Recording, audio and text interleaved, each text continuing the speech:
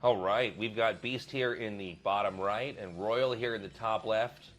So the Zerg is going to be in that corner of the map that was very dangerous for Terrans yesterday, or Yes.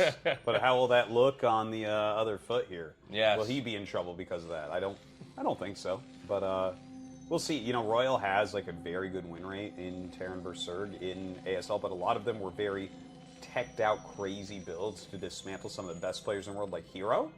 I don't think he'll play like that against Beast. I think Beast having much less experience, you might want to play a more almost reactive build, you know? Like, you don't want to take like any big risk, I think, here. You just want to play like your solid A game. Yeah. Yeah, I would say so here. I mean, Royal, I think if he just plays a clean game, he should be able to get out of this. Again, we're going to see what happens with Rain, but we've got a barracks over on the low ground. This is barracks before depot, so we're going to have that Marine pressure, but they are in cross spawns.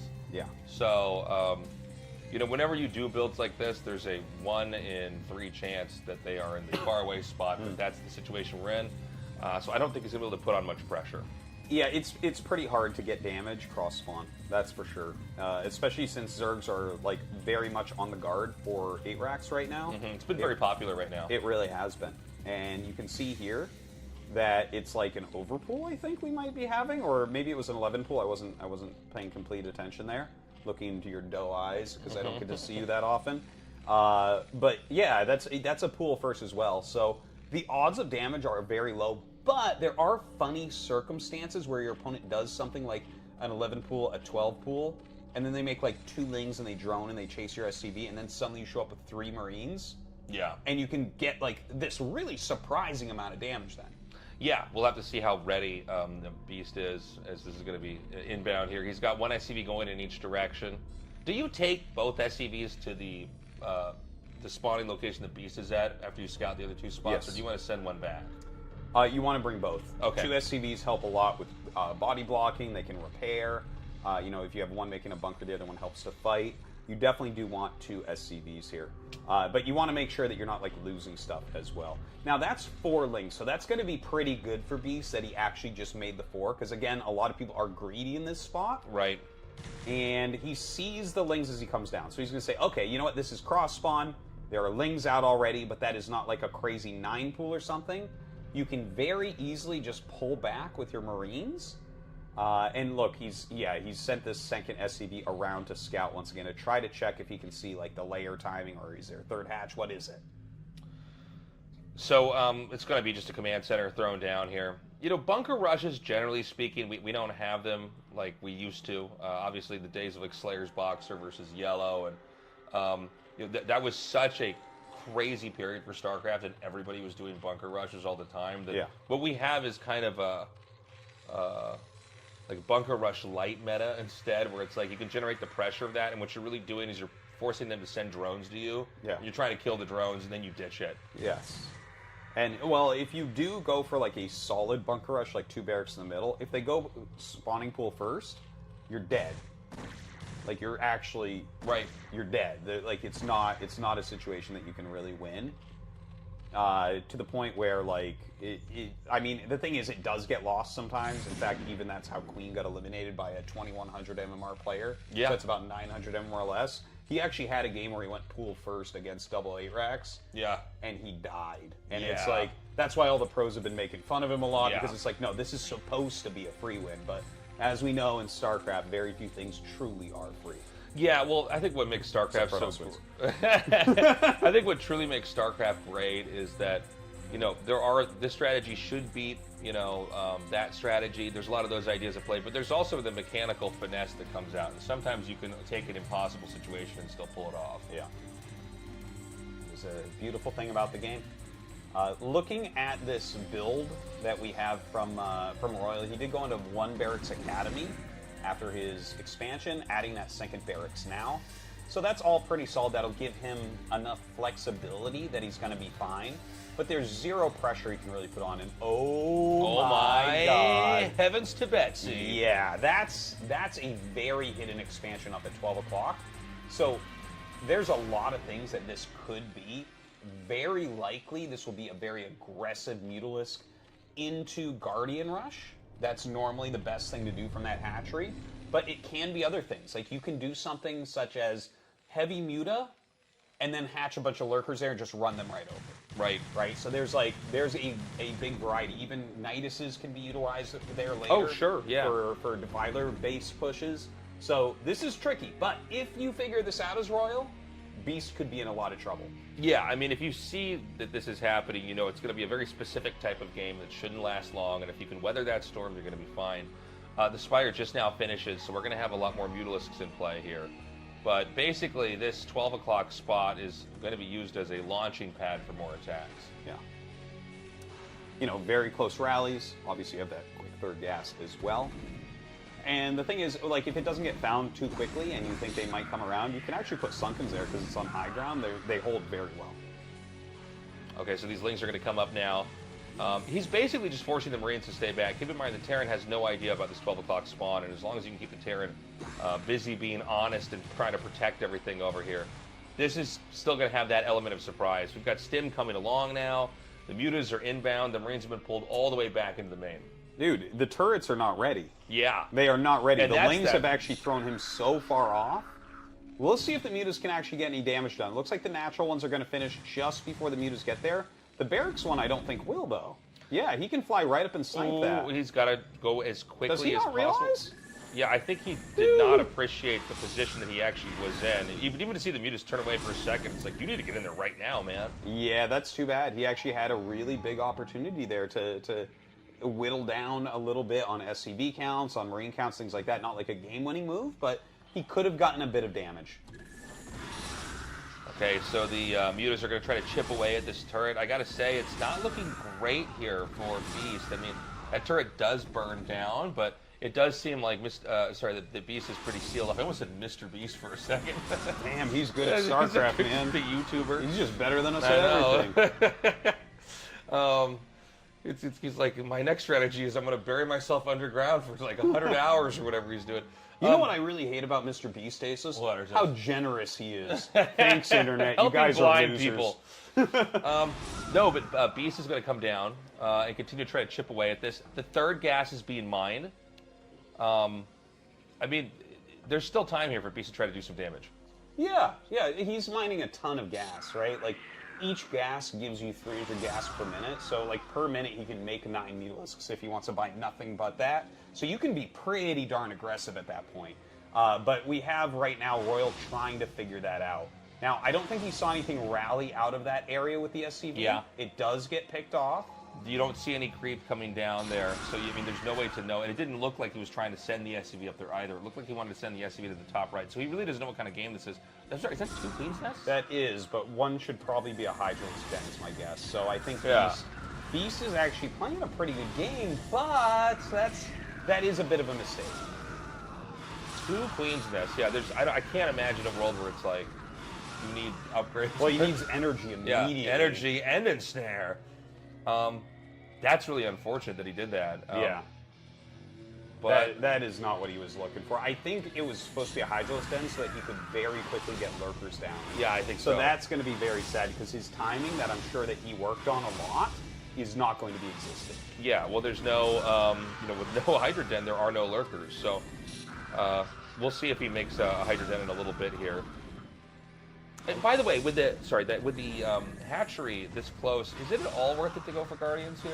Does that make any sense? It's a little bit late for Guardians now. Okay. Like normally Guardians, like the hive is so fast. It still could be theoretically. There's that den, by the way. Yeah, like he still could go for the Greater Spire. Like he might just do something like wait for the scan and then start the Greater Spire, right? Because you kind of keep track of that as a Terran. But my guess is it would be like a Defiler rush here. But yeah, I mean, it still could be absolutely, based on the amount of gas he's mining and the small amount of minerals, maybe he will go for a Guardian rush. The Mutas are going to continue to regroup over here. We've got some more Lings coming down. You can see with the hatchery that close, the Hydras, Hydras without speed are not fast. No, they're very slow, clunky units. So it's almost like it's a proxy lurker rush in some ways, if you want to think about it like that. He's right up over here. The Lings are going to come down here. He's actually chipping away at this barracks that will burn down if he doesn't get SCVs over there in time. And again, one Dark Swarm in the natural, sometimes that's all you need to win the game. Absolutely. You get that, you're so far ahead. It's very hard to come back from, but Royal would be one of the players that might have that opportunity. Royal's doing a pretty good job defending up here. He's got a good spread of Marines. He's getting a lot of hits off on these Mutalisks. Now, I really want to see if a Greater Spire's on the way. This is, because it still could be that. Now, 2 Valkyries come out. Oh my god, that's a lot of damage. He does pick one off. And we either have to see, okay, there they are. There are the Lurkers. Yep. So now we see exactly what it is. This is, if, okay, so 2 Valkyries are out. If he gets like 4 to 5 Lurkers burrowed in front of the base of Royal, he should win the game. Yeah, exactly. I mean, the Valkyries are handy against the Mutalisks, but the problem is they don't have anything that helps them deal with the Lurkers. So yeah. I mean, this is where a Science Vessel is a more well-rounded response, although, you know, obviously Valkyrie is very popular in the kind of modern meta here. Yeah, and this is very popular as well. Like the heavy Muta into the Lurkers. Now, Royal knows that he's screwed. This is a very bad position. When you see Lurkers already there up, like controlling your area, you think, okay, well, I'm going to need Siege Tanks, but Siege Tanks are too slow for the Defiler. Right. The Defiler will simply put down a Dark Swarm, and you will be dead. Notice how he's not even landing that? We might see him start massing Fire Bats. Okay, he's going to get the Lurkers over here. He could start to leapfrog them. Again, there's no siege mode. Is there a bunker? He's making a bunker. He's making 2 bunkers, actually. But again, you know, the unfortunate pathing for the SCV puts it on the outside there. And he's almost at the point where he's going to have this wall of Lurkers. Consume is done. Game's over. This game should be done. That's crazy, man. That's wild. Beast with a great play. Now, there's a dropship, so he's going to try some counterplay. But look at that. He's already got Lurkers at the ramp. Everything here is trapped. You'll see the SCVs try to go to the edge. The Marines getting picked up by those dropships. But look at that, getting up on top of the barracks as well. Oh, my God. I mean, this is brutal. Yeah. This almost looks like these are like scouting Valkyries to just see what other bases he had here. He actually ends up dropping on the map. And of course, there's enough here to deal with this. I can't believe it. Royal actually going to have to tap out. Beast.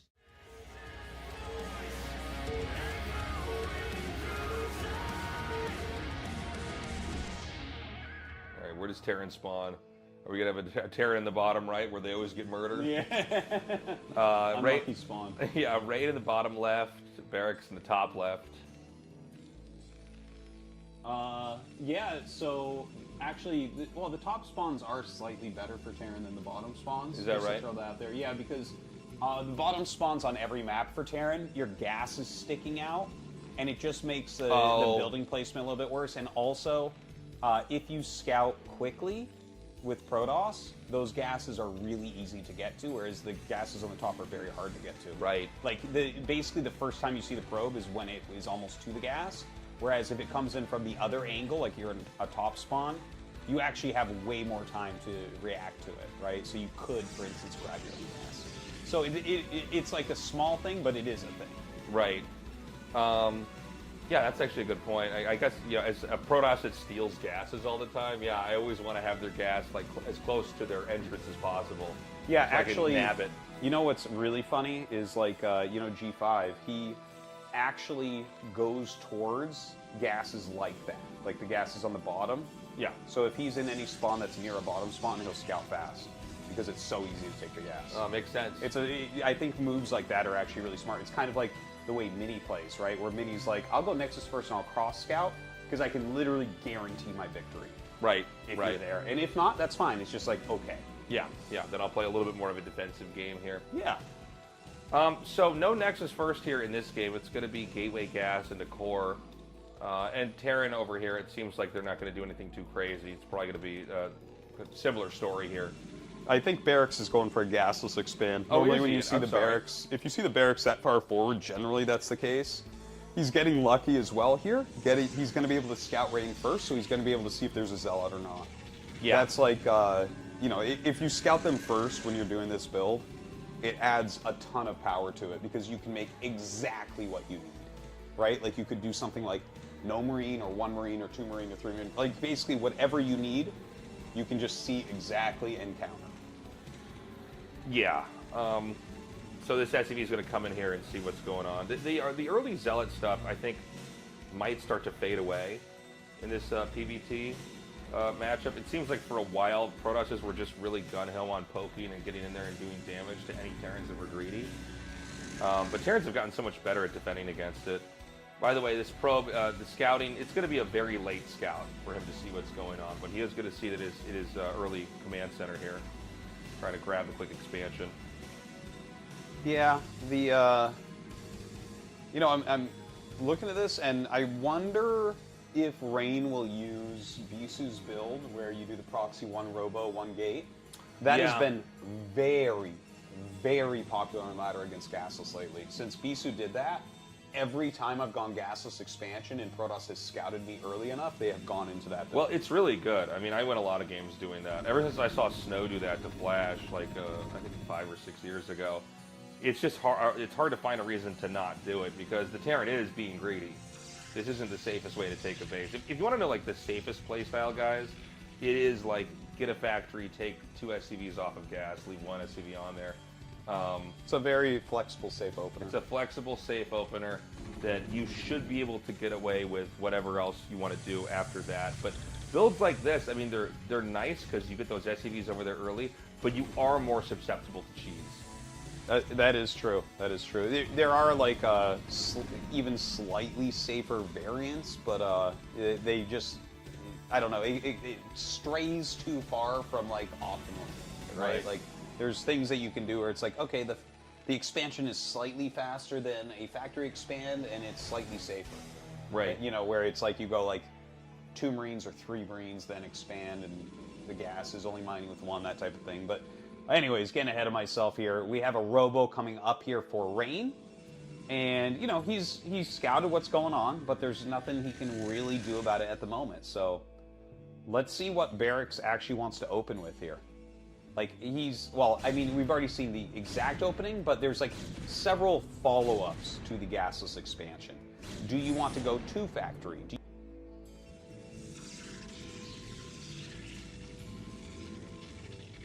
Factory, Starport Factory from a gasless expand. Really? It's really good. I've only seen it like 1 time, but he's actually going for, okay, Academy, Armory, double factory. So that's just a very solid kind of old school opener. Yeah, everybody's getting Reaver after the second base. This is just kind of the way to do it. And there's a lot of different orders in which you can do it. You can go for Observer first, or even like 2 or 3 Observers, take a third base, get a Reaver. There's other builds where you go Shuttle immediately, right into Reaver. You could even do like what in some ways is the most efficient version, which is Shuttle, Observer, Reaver. Just because when the robo finishes, you don't have any additional requirements to make that shuttle, but we see this a lot. And notice how he parks that shuttle down there, kind of in between his main and his natural, is he doesn't want, if there's a scan here, he doesn't want the shuttle just sitting there, because that would prompt the Terran to defend right away. Where if Terran scans the main and just sees the robo there, you might think, well, the Reavers could be coming later. Very, very true. Now, you know, he is waiting for that Reaver, and there's the scan. Okay. You see the Zealot. Yeah. So that's actually the tell, because nobody's making Zealots right now unless they're to be put into shuttles to be paired with the Reaver. So if he's really on top of it, he will know what's coming. He knows exactly what's coming. That was a perfectly timed scan for that. Like, obviously part of that is luck, but he sees that Zealot. He knows that there's going to be a Reaver on the way immediately, and starts to siege up. Starts to put down these missile turrets. Yeah. This shuttle is inbound, and we're going to see the third base take it over here. He's already getting that pylon wall started up. Now, remember the match we had earlier in Group E? Like, turrets were made on the very edge of the base. This is a different type of setup here. He has turrets more inside of his main, and he'll try to lash out at the shuttle and the Reaver here. But you've got to be careful, because good Protosses can really exploit this position. Yeah, and in fact, you see he's doing a pretty good job of it. He actually ends up killing both of those Goliaths, and he's only lost his Zealot so far. He's going to lose another one, but yeah, I guess he does get pushed back. Overall, I think that was slightly good for Rain, but Barracks isn't going to be too upset with how that ended, right? You pushed it out. You didn't take any economic damage. Yeah, you lost a couple units, but you killed a couple Zealots, so it's like about even. Yeah, I mean, you can't be mad with that. Much better to just kind of fend that off, drive them out, and then try to do what's next. The Observer's going to come in here. This is a huge scout, because he's going to see this as a 6 factory play. Yes. And you teed this up pretty nicely, Artosis, in the well, I guess the talks we had before the game started that like Barracks is a real macro Terran. He's not necessarily trying to win in some kind of like strategically brilliant moment. He's more trying to push and power up and shut the other player down. By the way, more Reaver shots coming in here and picking away at this. That's anything you kill in these moments with the Reavers is huge, because it's going to be that much less when the push comes out. It's such an important aspect. You know, siege tanks really scale super, super hard. So, love to see those pickoffs. He does take his third Nexus. He's gone up to 6 gates and added the Citadel. This is exactly how you need to play his reign against this 6 factory. You need to be producing a lot of units. You have to slow them down with the Reavers. It's going to be interesting to see if Barracks actually does the push, right? Because he has ComSat scanners, so he can check the gateway count, he can check army size and positioning. Now, this is one of those fringe cases where I see some pros push and some pros take the third base. I'm going to tell you, Tasteless, like, you feel amazing when you push and you kill, but I feel like if you have forced 6 gates, legs, Reavers, constant unit production, they're only on 3 base, I think you should make that third command center. Yeah, I'll tell you what, man. It's the worst feeling ever for the Protoss when you think that the 2 base push is coming, because you'll cut a lot of probes. Yeah. And then you realize they're just not going to move out, and they've been making SCVs the whole time, and it's the command center lands. Yeah. No, I prefer that type of play, but I've seen pros try really on both of them. So we're going to see what Barracks' choice is here. So the idea is you throw the shuttle down here. If the Terran has to siege up, you just try to get a shot off, and then you just pick it up and pull back. Rinse, repeat. You make this push like it's never going to happen. Well, he is slowing it down. He is picking some units off. The Reavers go down, and he's going to be able to pop them in a matter of seconds after killing that shuttle. Rain's engagement is kind of crazy. That did not go well for him. He lost a ton of units and barely killed anything there. That seemed way too fast for me. He's got Zealot legs on the way. He's got all these extra gates. He was slowing everything down with the Reavers. Why is he shoving there when his units aren't in position? It made no sense. You have to be more conservative with the shuttle and the Reaver, because the easiest way for the Terran to get the leg up on you is to just snipe your shuttle. And he did that, and that's when, I think Rain's kind of forced to do this, but he dives with the Reavers and the Dragoons. Yeah. He's hoping he can maybe get, 3 or 4 crazy shots that will wipe out the tanks. But then when that doesn't happen, not only did you lose your shuttle and your Reaver, you lost a bunch of Dragoons as well.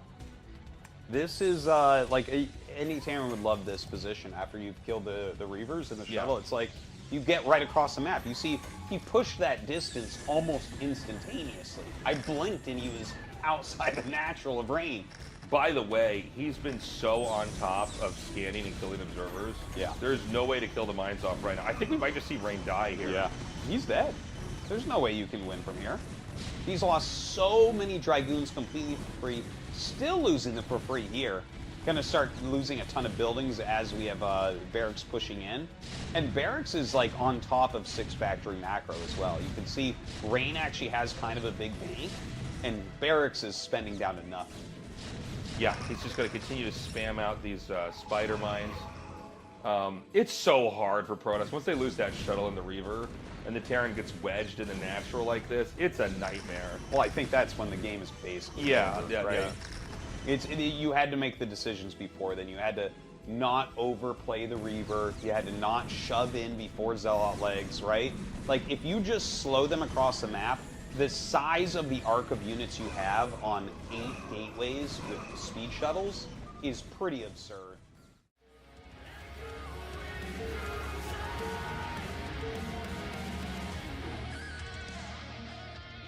Okay, we've got both of our players on the left side of the map. It's going to be Beast up in the top, and that will give us Barracks down here in the bottom. Before we get into this match, guys, we just want to say we wouldn't be able to do what we're doing right now, as in casting these games for you guys and getting this thrown up on YouTube, without the support of Patreon. So thank you so much, those of you who have gone out of your way to support us there. We really appreciate it. You are helping keep the history of StarCraft in the English language alive. Yeah, you guys are the absolute best. Thank you so, so much. And if anyone else wants to check out the Patreon, it's patreon.com/ASL English. So, yeah, I mean, when it comes to this game in here now, I mean, Beast has already shown he's very willing to, like, kind of get into Terran's face and try to go in there, go for the jugular right away. We could have something similar to the game that we had before. Beast just in general seems to like these very active games. He's not someone who's going to try to go, I don't know, maybe for like crazy Zerg, like try to do a long drawn out game. Yeah, he does like some of the more like technical, like Mutalisk base openers, right? He does have that really great micro. That's just like, I think if you're an up and coming Zerg, that's just like what you do is like when you're a young player that's rising, you're rising on the back of your Mutalisks, right? Yeah. And it's like there's not that many Zerg players that really have just such a huge variety of strategy.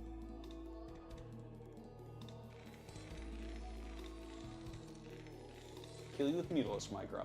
Yeah. And whether that works or not is another question, but yeah, that's definitely the style of Beast. Yeah, there's nothing that quite compares to the StarCraft 1 Mutalisk for any race. Like, you can do so much damage with a Muta, or a group of Mutalisks, if you're controlling it correctly. And so a lot of times, you know, that'll just be players that are able to execute in micro and engagements that will leak out so much more damage than one would ever normally imagine. By the way, when was Muta micro figured out? I've been looking through some old VODs, and it's funny to go back and look at the time when Mutas would just fly in and just be like on hold position. Yeah. Or, like, they just stop and, you know, attack whatever's below them. So, if I'm remembering correctly, it's been a few years since I've thought about this, but if I'm remembering correctly, it was Shark from the NBC game who kind of figured it out. That sounds right. And July Zerg kind of started to master it right away. I can't remember the exact year, but it was like 2004, 2005 maybe, somewhere in there where people started to figure out the Mutalisk, I want to say, but I could be slightly off on that.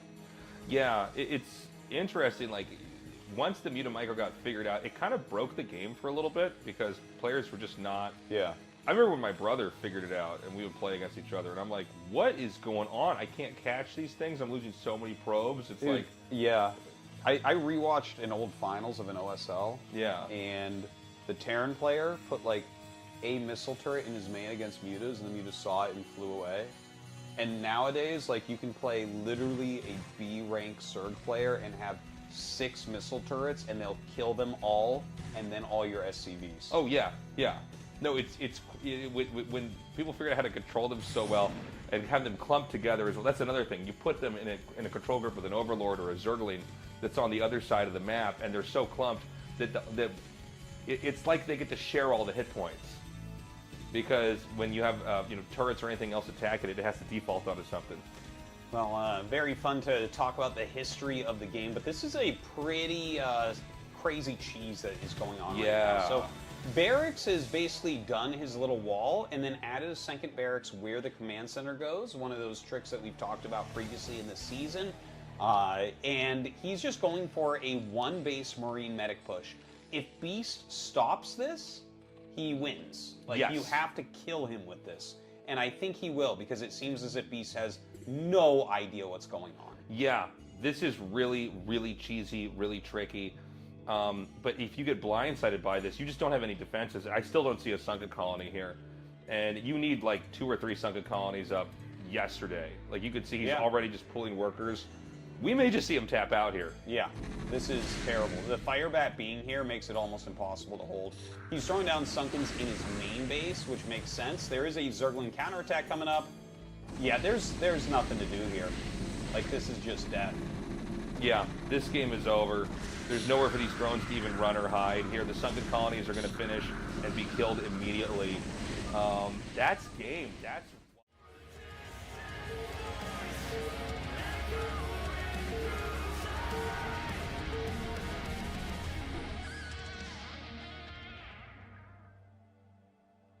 Okay, we've got Protoss here in the south, and in the north is Royal. I'm just waiting to see, does Reigns send that probe early? Does he want a proxy gate? Does he want an offensive gas? Does he want to play it differently and play it like a more normal map? I mean, that is a possibility. Some people do that. I'm pretty certain that stealing the gas is always correct. Yeah, I don't understand. It'd be people that hard pressed wouldn't- to convince me otherwise, but yeah. Yeah, I don't know why you wouldn't do that. I've seen some very good players that just don't. Yeah, there's some They'll players play that just a standard don't. game. They're like, no, I'm more comfortable just kind of doing my thing. But I feel like as a Protoss player, you have to know how to gas steal. Yeah. And exploit it. It's too strong. It really is. It dictates the flow of the game more than any other move that there is. Like, it Yeah. is just... It throws a wrench in everything. And the thing is, there's so many follow-ups on both sides. So I think that's why some players might avoid it a little bit. But, like, the thing is, you can steal the gas and then just... It pushes all of your tech back just slightly. And that's amazing. And the thing is, if they don't react correctly, you can do things like Nexus first behind it. Look at this response here from Royal. Yeah? He just gets the gas, so it can't be stolen. Attack it. Yeah. Yeah, that's what I would do. I would go to the corner and try to kill it then. But yeah, he takes it. He's not even going to let the SCV keep building on top of it. He just takes it and cancels and has the SCV mine. A lot of players have different approaches to this. But this is his way of handling this. So he basically, like, we know that, for instance, Sharp is very much he designs his play to deny the gas steal. Yes. And that's very hard to do. But cool to see that Royal went for this play and pulled it off.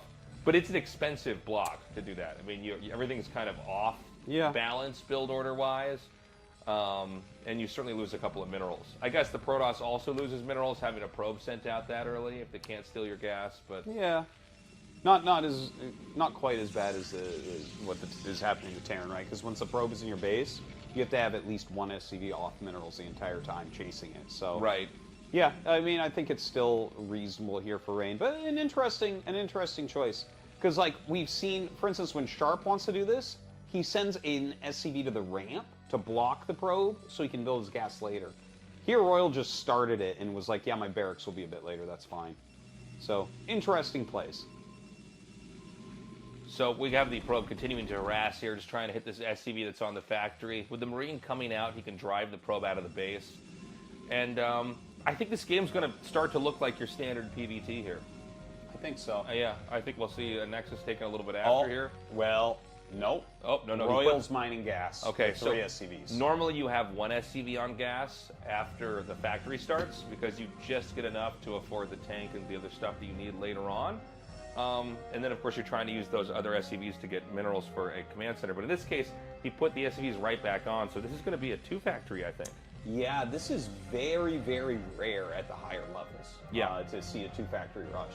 And the thing is, like, if you just produce, like, units non-stop against this, it's pretty good for Protoss. Like, you can micro back and shave down units. And even if you lose your Nexus, if you follow up with a Reaver, the Terran can't afford both missile turrets and the command center. Right. So that's where it becomes a little bit tough to make this build work nowadays. Really interesting choice here by Royal, though, right? His life is on the line, and this is what he's doing. So, excited to see how this is going to end up. He looks like he tries to bring out this Vulture, and he's putting a ton of damage on this Dragoon. This is very purposeful. He doesn't want the Dragoon getting intel, so he's trying to put a lot of damage on it and push it back. Yeah, this is really smart. If you've played on ladder, you've definitely encountered this 2 factory rush. It's probably one of the most common cheeses in the game. But when you have a bruised Dragoon like that, that's really scary, man. It takes 1 or 2 missteps here, control-wise, from the Protoss, and you can just lose the game. So having a softened-up Dragoon for the Terran is pretty handy. Definitely makes a difference. You definitely start calculating things differently, and like you'll look for that Dragoon as you approach the Dragoons to target it with your tanks. Let's see how many tanks that Royal wants. Does he want to go double upgrades like speed mines? Does he want a mines siege opener? You know, there's several different options. You can actually push with 1 tank through 3 tanks with this. Yeah. And in fact, you can be a complete madman and do 5 tank, but it loses. Like, sometimes it rolls, right? But I haven't seen that one in a long time. So the push is coming out. Now, keep in mind, if the Protoss holds this, it's a pretty uphill fight for the Terran. Yeah. Terran, I mean, most of StarCraft is centered around just getting your first base up because 2 bases is literally, it's 100% increase in resources, or almost 100%, depending on how many patches are at the base. So, you know, it's all going to come down to the next minute here. Yeah, Rain, does he have a good idea of what's going on? I don't think he's seen the second tank. He saw the first tank, and that's not like totally insane or anything. He has 4 units. The 5th, the 6th coming out. Oh no, just the 5th there. And look at this. This is going to be tricky because he's standing behind a wall. Yeah, he's completely sealed himself off, but if this is a siege mode push, this is really bad. Yes. Because suddenly that wall that keeps you safe from vulture harass also cages you out from the siege tank push. Well, he is making siege mode. We don't know how far along it is, but yeah, he can't get his dragoons out of here. So that is going to be a big deal. Now Rain realizes what's going on. He starts working on the egg a little bit, but actually stops, I think, because he knows that buildings are just going to die. He doesn't really need the observatory. He does need to make sure he doesn't get supply blocked, though. Yep, and there it is, siege mode. Ooh, this Rain is scary. Rubble, man. This is really bad. The observatory is going to go down along with the pylon. Now, that's not the end of the world, because what's more important right now is he just uses the one observer and then tries to get a shuttle and a reaver to fight this. But this is looking pretty bad, dude. Yeah, especially with the barracks floating. Yeah. He can push it a lot harder because of that. Now, Rain actually finds a great angle. He's going to be able to pick off that siege tank from the high ground. That was fantastically done using just the 3 goons. So bad positioning from Royal. That was a big mistake. Yeah, he should not have been hugging that location so closely. More tanks are going to be being made right now. So what's going to happen is Rain has to figure out, can he even save the Nexus at all? I'm looking at this right now, and I think no. I don't think there's any world where you're going to come out and salvage that Nexus. No. But you can also just go up your ramp and try to play from a very contained position. Yeah, he's right now killing off the eggs, so it looks like he wants to try to shove his way through. There's more gates on the way. I saw a Citadel. He must be going for like a Dark Templar drop here, huh? I guess so. That actually... So I have always thought Reaver was supposed to be the way to do it, but I'm kind of intrigued by the DT thing because he doesn't have a scanner. Yeah, so the DT, like going DT drop, I don't know if you recall this. I think you actually casted it, but I played Rain on the ladder and I did 2-fact against Artosis, it. I was going to bring this up. Yeah. He did DT drop against me. Was that? Yeah. He did. So actually, he's still doing the same thing he did like 4 years ago. So this is really interesting. I think especially for people that play a lot of ladder games, because this cheese is so common. Like anybody who's played Protoss has had a Terran that just 2-facts and pushes them in. And a lot of times you get in this position where you're inside your main. You might have more workers, but that's it. But yeah, this is just so intriguing. He gets what, 3 DTs or 4? Yeah, I'm not sure the number. Now, the DTs will make it hard to push up, and also if he can snipe one turret, which is very likely because all the units are being rallied, then that might win him the game. Yeah, this could just be game. He's got the gateway here. The tanks are continuing to push up. Oh, he's going to lay the mines just in time, Tasteless. I think this is really good for Royal. Oh, please go back. Okay, here we are. Yeah, I think literally like at the last possible second, Royal has the mines up here. One of the reasons why we see Reaver with this a lot is the Reaver can basically always get damaged. Yes. I mean, you're not afraid of a turret or anything like that, but with DTs, you know, so much of it's hinged on just not being seen. And if you have mines and vultures and 1 or 2 turrets in the main, that's usually enough to keep a shuttle and DTs out. Now he tries to run some Zealots in, drops some off as well, gets a bit of a mine drag. Let's see. Oh, he doesn't quite get that drag he was looking for. Only actually gets 1 of those tanks. And look at this. He goes around the turrets and mines, drops the DTs, picks off a turret, and now he's going to kill a factory. Is he actually going to kill it? It gets picked up. He is just out of range of that mine. That is insane. This is wild. This is so crazy. He soaks up that hit. This factory is going to have to be lifted. There's another turret that's about to finish. Oh my god, he's so close to that mine. It's...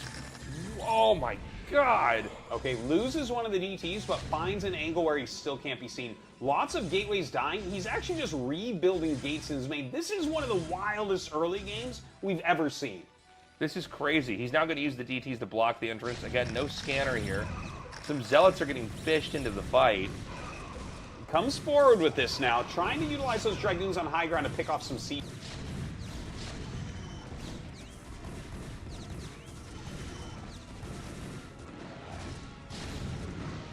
Vultures while he's harassing with DTs and blocking the ramp so reinforcements can't come. I mean, blocking the ramp is wild, dude. This is so crazy because now there's no reinforcements that can get there. So anything that dies like that tank, suddenly this position is that much squishier. He needs to target his eggs down, man. This is a big, big problem. I can't believe, when I watch Rain do things like this, where like everything goes wrong, he's like, no, I know exactly how to play this. And it's like, wait, so what do you do on one base? Oh, is it 4-gate DT drop with Zealot legs? And it looks of course! It looks so obvious too. Like Yeah. now that I'm staring, I'm like, yeah, no, that's really, like there is no other choice. Yeah. As I watch this, I'm just kind of blown away. And keep in mind, Terran never got a second base, guys. Yeah. This is why it's so crazy, is that Terran, the push looks so strong and the Protoss is so screwed that then when you see the comeback like this, it's crazy. You know, all you had to do was deny, like for instance, the DT drop. I thought, okay, it's not going to work. He manages to come around at a different angle. It would never occur to me to block the ramp. Yeah. He just That's stops so all smart. reinforcements and Yeah. breaks the push. It's like, damn, man, that is so smart. He cost him a lot of production time, too, attacking the factories. He's forcing more missile turrets. He did so much with that shuttle with just 3 DTs in it. Yeah. And now Rain is up, like, 15 supply or so. He's getting his Nexus very quickly. And we're in, like, this really weird, wonky spot for Royal. He has to make turrets to push down. Does he go 1 base academy? That never feels good. No. Well, I mean, look at this. Like, he can't even get turrets set up down here at the bottom of his ramp. No, he can't, because it'll get picked off. So here's the question again. Does he go 1 base academy? It's like, it feels terrible to get 1 base academy, because it's like you got 1 scan. I guess your command center, before you flow down, you can make a comm set and Yeah, get a second I've seen scan. that. That's the only way you can guarantee a turret because of scan duration. I mean, this is so tricky. And getting the second's already happened, but the third is going to come right away here. He's just going to clear out those mines. Remember that the Protoss never lost any probes, really. Yeah. The push came in and he just pulled the probes right off. So he's going to be able to saturate these patches. Terran should have significantly less SCVs. That's for sure. And, you know, this is actually like a lot of tech that we have for Rain as well. He's taking his 3rd Nexus. He has a good amount of Dragoons. He has Zealot legs. He has High Templars now. He has the shuttle out. Observers all over the place. Looks like a great position for Rain. I think he's going to do a storm drop, which would make a lot of sense. Huh. I mean, he's got at least 2 Templars in that shuttle. Yeah. And the truth is, a lot of times when the Terran does do the 2 factory, and they take a second base later, the Natural's never that well defended. Yeah. It's not like if you saw them expand really early and then everything's kind of in place. There's a lot of catch-up that has to be done. It's really hard to have the money for the command center and the turrets like we were talking Right. about before. Like, it's just, you can't really afford everything. Your expansion is so late. You're trying to catch up on units. You're trying to get into upgrades. You know, just all the standard stuff that you want going forward in the game. So there's definitely a possibility that Rain can do something like a High Templar drop. Hell, maybe he just goes for like a frontal attack. Like, I feel like he has a lot of options here. Yeah, that could be completely acceptable as well. I mean, Terran's trying to come out here and push and can control this area because you'd like to slip a 3rd base in there if you could. He is going to get that 1 observer over there now. Okay, the tank's kind of in an interesting...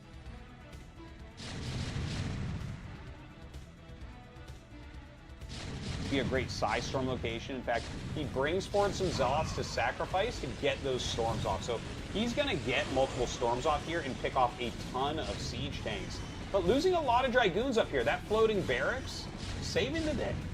Yeah, definitely able to soak up a lot of shots from those Dragoons. Kind of a clunky attack there from Rain. I mean, Yeah.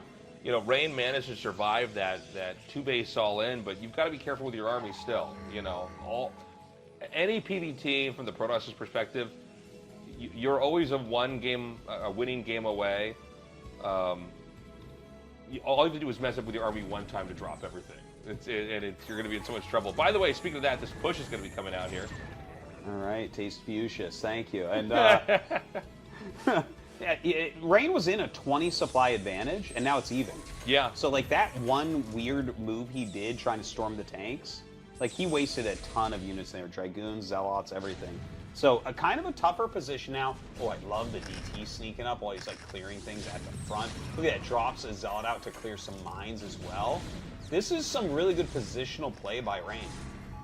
Yeah, I love that. He takes out 2 tanks. It's just 4 tanks left over here. Look at the really nice spread. As Royal's going to try to inch in a little bit further along here. Another observer's going to come up here to try to spot. I don't know. Is this push going to work, Artosis? Pushing through here is really strong, but Sidestorm is a good counter to it. So let's see. You know, you get very clumped in there. So up come the High Templars, and I think they are going to get some good storms. See, that's a great storm right there. There's just nowhere to run to. Yeah. So the storms just fill up the entire bridge that they're standing on. He shot down that one High Templar over there. He gets the tank, but I only see 5 Dragoons here. It's a little bit tough still. Royal's still bringing units down. A lot of speed zealots getting in front of here. You can see those vultures trying to block, but then the siege tanks start hitting the zealots, and actually those vultures start to explode really, really quickly. And definitely right now Royal is being cost efficient, but it's still like hard to push his way all the way through here, but gets those High Templar. Yeah, he looks like he's taking these mines out over here now. Dude, I think Royal might actually have enough. This is starting to look worse and worse and worse. Yeah, I think Rain has taken too many kind of sloppy engagements here, which is the same thing that we saw in that first round against Barracks. It feels like just his engages, at least in this matchup, are not of the quality he needs. That's GG it. is called. Oh, wow.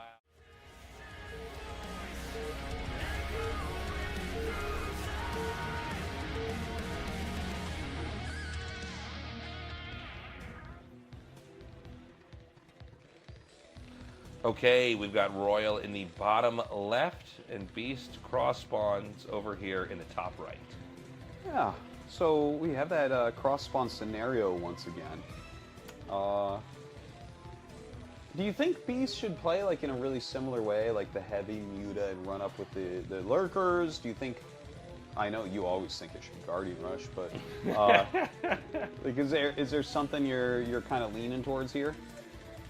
I don't know. Hey, from the USA, nice. My liquid bet.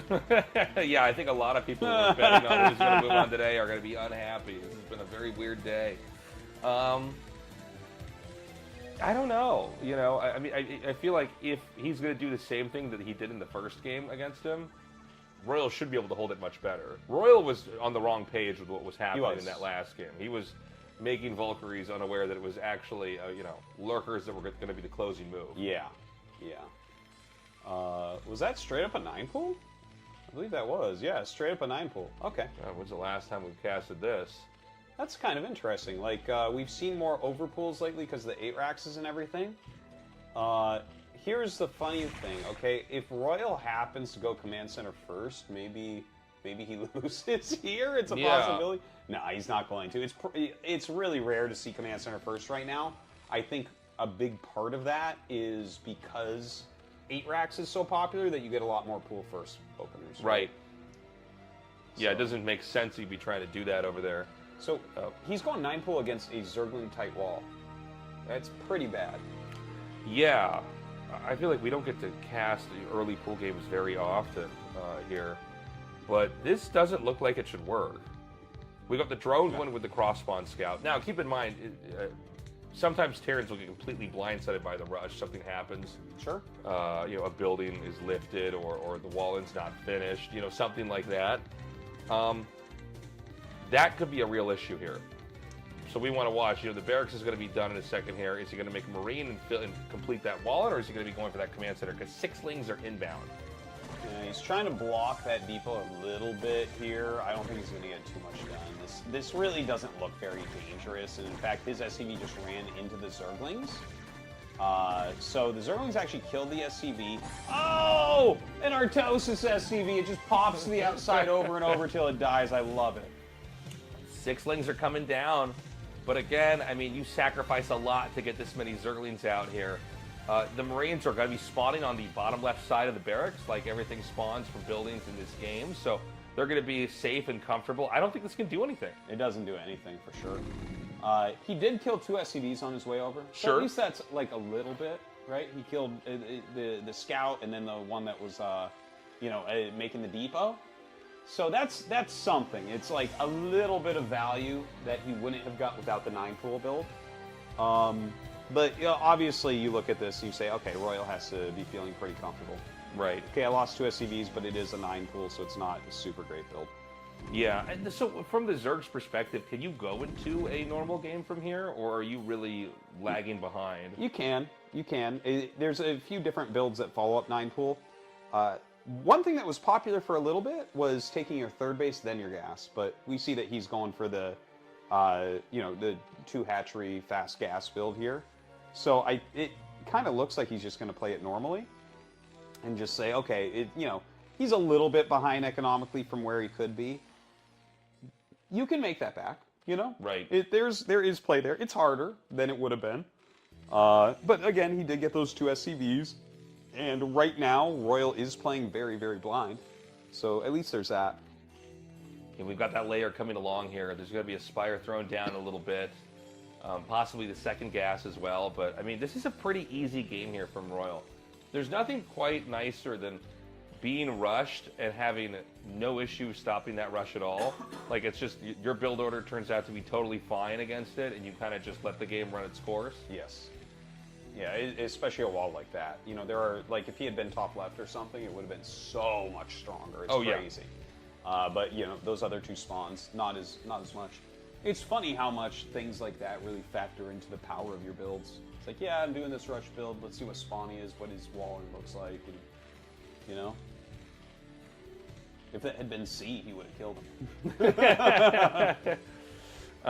We've got the scanners coming down now. There's a couple more lings that have been made here. He's going to see that the Spire is halfway there. Is this a mass ling all in? It's a lot of lings, and actually, so the scan in the main base, Beast did a trick here. Yeah. He has a lot of drones at the natural. A lot of times you scan the natural. The natural is the most scanned location in DBZ. Right. And so if you take drones from your main and saturate the natural fully, it makes it look, if they only scan there, like you're droning regularly. But he scanned the main and saw 5 workers, you just don't lift your wall. Yeah. Because there's a ton of links. Like, there's no reason for there to be so few drones in the main base, other than you transfer them to the natural to try to trick him. And look, he's making a bunker and turrets. I was going to say, like, if he just has what he needs, Yeah. he's going to be okay. A wall in, bunker, turrets, all that. I mean, against a Zerg that's been trying to be a little bit sneaky. I thought for a second it was going to be like one of these PvZ wall busts where you just make a bunch of lings and try to kill the depots. But this also makes sense because the Terran has to lift that building off eventually. And He was super hoping that Royal would try to push out to force sunken colonies. That was the play, and that happens a lot. Where like the Terran will move out, and then suddenly the Zerg is like, "Ha ha! I made mass speedling, which sucks against a wall." But you moved out, so they killed all your units and they win. That is not what has happened here. So he's really sacrificed a lot of economy. These mutas are going to have to do some heavy lifting. Yeah, and I think that at this point in time, Royal's just playing so comfortably. He hasn't really missed a beat in any way. We got more and more mutas hatching. The Queen's Nest has gone down here. So on 2 bases, he's already going right into those queens. Or at least the Queen Nest tech. I don't know that he's going to make a queen necessarily. Probably not. But it could be, we're joking about it earlier, but it could be Guardians, could be really quick. I think it is Guardians this time. That's my guess, at least. It might be something absolutely wild, like maybe he tries to go very fast Defiler here with his things or something. That doesn't feel right. It's not seems very like good. You have to get lurkers, right, if Yeah. you're going to get the Defilers. It's But just- there's no other tech to accompany the Hive that's already started here. So You're probably right that it is Guardians. Unfortunately here for Beast, the turret placement is amazing. Like, he's got really, really, really strong turrets. Looks like he already has the armory. He has 1 starport, so he's going to be making Valkyries. There's the Hydros Den on the way. Hive going to be done pretty soon. We don't have an add-on on the factory. Like, I don't know, maybe he tries 2-base, get lurkers up there. Again, if you get 5 lurkers in front of the natural, Marine Medic can't break it. Yeah, another scan comes down here. He's looking for that third base, but there is no third base here. Just getting whatever damage off he can on these Marines that are out. Still no add-on. So, like, we don't know yet if he's going lurker upgrade or he's going to go for the greater spire. Yeah, we're going to see in a second, though. So the Valkyrie is going to be able to aid in driving these mutas back here. I mean, with more and more turrets coming down, I don't think he's going to be able to get anything really done. Yeah, the muta's trying to stay out of range of these Valkyries and Marines. How is the Devourer against a Valkyrie? It's good. It's good against it, yeah. Like, the Valkyrie can't really kill it. But a lot of times what you'll do is you'll just target the Guardians with it to get the extra damage. Or any mutas that are there. Okay, so there's the Defiler Mound. Yeah. Yeah. Dude, this is pretty rough. This is pretty rough. Like, I would feel completely comfortable. I would feel, like, against Beast confident in this game. Because Royal just has, like, the perfect stuff against this. He's got multiple Valkyries. He's scanning. He sees that the lurkers haven't even started.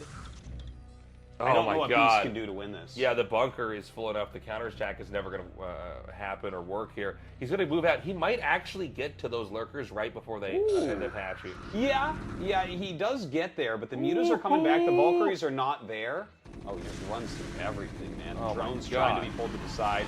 Mutas come up to fight. There aren't Valks here, but I don't think it matters. And the Lings are going to come up here with the rest of this, too. A lot of drones have been killed off. The spread here from the infantry is, like, pretty insane. But he got a lot of damage off. Yeah, he certainly did. A good amount of drones died and everything as well. Only 3 drones remain at the natural.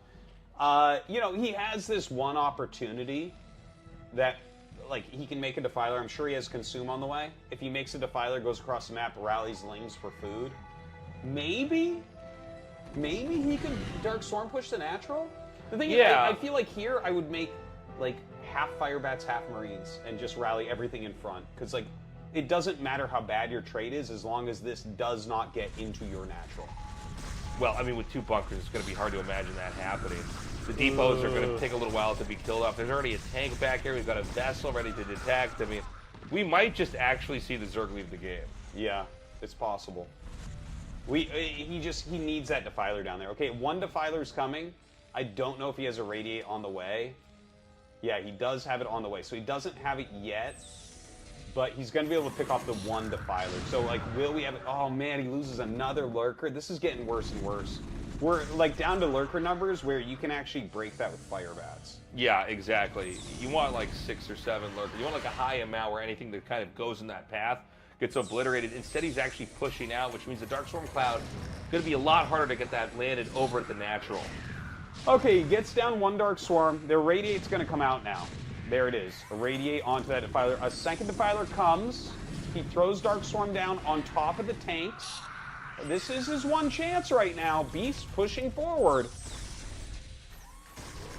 He's just got to be making Firebats. That's all you do here. Is you spam out Firebats and Siege tanks. Yeah, Firebats are not, like, they're not good against Lurkers, but in low numbers it really doesn't matter. We've actually got Firebats firing from the bunker. There it is, GG.